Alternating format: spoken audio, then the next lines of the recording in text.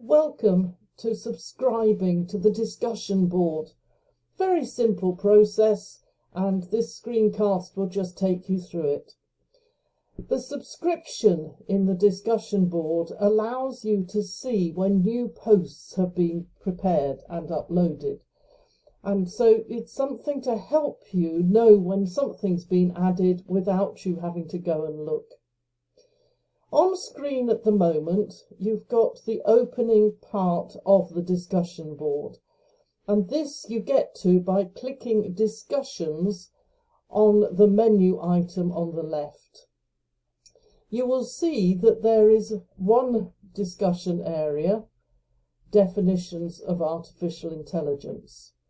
When you click onto this, you'll be taken to a second screen, which is allowing you to create various threads.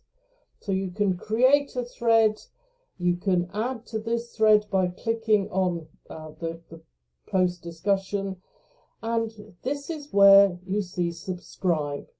All you need to do is click on subscribe and it will change to unsubscribe and say that there's been success in your subscription to the forum. So from here on in, you will receive updates whenever somebody posts something to the discussion forum.